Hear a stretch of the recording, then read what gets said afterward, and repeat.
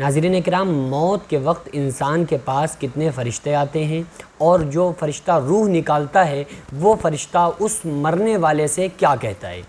دیکھیے، جب کوئی بندہ کسی کے انتقال کا وقت قریب آتا ہے اور کسی شخص کا وقت پورا ہو چکا ہوتا ہے تو اس کے پاس جو فرشتہ روح نکالنے کے لیے آتا ہے وہ روح نکالنے والا فرشتہ تو صرف ایک ہوتا ہے جس کو حضرت عزرائیل، حضرت ملک الموت کہا جاتا ہے۔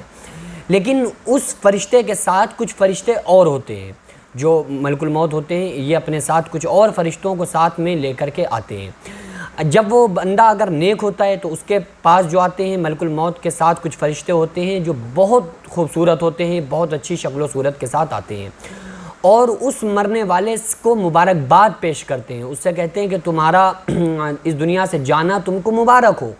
اور کیونکہ اب تمہارا جو آنے والا وقت ہے وہ تمہارے دنیا میں کرنے کی تمہیں اب اس کا اجر ملے گا، اور اب تمہاری لائف بہترین لائف ہونے والی ہے، کیونکہ تمہارے لیے قید خانہ تھی، ابھی تم دنیا سے جا رہے ہو، اب اللہ سے ملاقات ہوگی، تمہارے لیے قبر کو سجایا جا چکا ہے، تمہارے لیے قبر کے اندر بہترین بستر لگایا جا چکا ہے، جنت کی کھڑکیوں کو کھولا جا چکا ہے، قبر تمہاری منتظر ہے، جلدی چلو اور اپنے رب سے، حقیقی رب سے جا ملو۔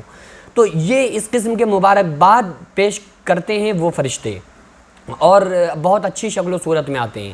لیکن اگر کوئی برا بندہ ہوتا ہے اور برے بندے کے پاس جب حضرت ملک الموت آتے ہیں تو ان کے ساتھ بھی کچھ ایسے ڈراؤنے فرشتے آتے ہیں کہ اگر ان فرشتوں کو اور دنیا والے دیکھ لیں تو ان کے کلیجے پھٹ جائیں اور وہ بے ہوش ہو جائیں، اور اگر موت متعین نہ ہو چکی ہوتی تو ہر انسان جب اس کو دیکھتا تو فوراً اس کی شکل و صورت دیکھ کر مر جاتا۔ لیکن وہ جب فرشتے آتے ہیں تو وہ کسی اور کو نہیں دکھتے ہیں، صرف اس شخص کو دکھیں گے جو مرنے والا ہوتا ہے، جو ملک الموت جس کی روح نکالنے والے ہوتے ہیں۔ تو وہ جیسے ہی اس کو آنکھیں پھاڑ پھاڑ کے دیکھنا شروع کرتا ہے نا، تو اس کے گھر والے اس کے ہاتھ رگڑ رہے ہوتے ہیں، پیر مل رہے ہوتے ہیں، سورہ یاسین کو پڑھا جا رہا ہوتا ہے، لیکن وہ مردہ ان کو دیکھ کر بے حال ہو جاتا ہے اور وہ پسینے چھوڑ جاتا ہے، فوراً اس کے پسینے نکلنا شروع ہوتے ہیں، اور جیسے ہی وہ ملک الموت کی شکل کو دیکھتا ہے تو وہ بہت زیادہ پریشان ہو جاتا ہے۔ وہ ملک الموت اور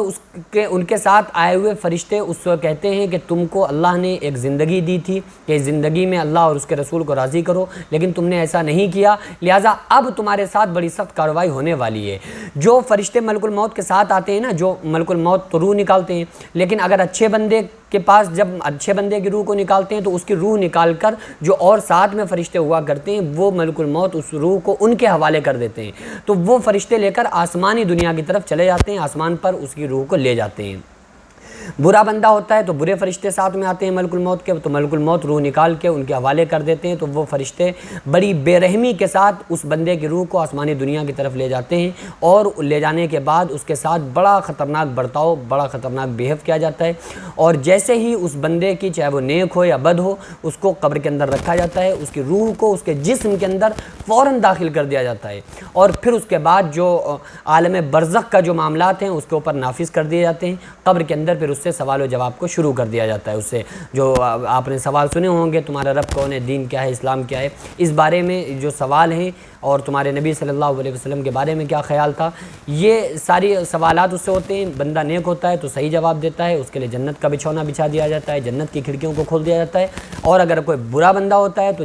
فرشتوں کے جواب نہیں دے پاتا ہے تو ان کے ہاتھ میں بڑے بڑے ہتھیار ہوتے ہیں، اگر ایک ہتھیار پہاڑ پہ مارا جائے تو پہاڑ تحت الثری ساتویں زمین کے اندر چلا جائے، پھر وہ قیامت تک ان کے اوپر چلتا رہتا ہے۔ اس لیے اللہ تبارک و تعالیٰ نے جو زندگی ہم کو عطا فرمائی ہے، اس زندگی کو بہت ہی اچھی طرح سے اپنے نبی صلی اللہ علیہ وسلم کے بتائے ہوئے طریقوں پر عمل کرتے ہوئے زندگی کو گزار دیں تو انشاءاللہ تعالیٰ ہمارے لیے موت سب سے بہترین میسیج ہوگا، اور ہمارا اس دنیا سے جانے کے بعد کی جو ہماری لائف ہوگی، عالم برزخ کی جو زندگی ہوگی، وہ ہماری بہترین زندگی ہوگی۔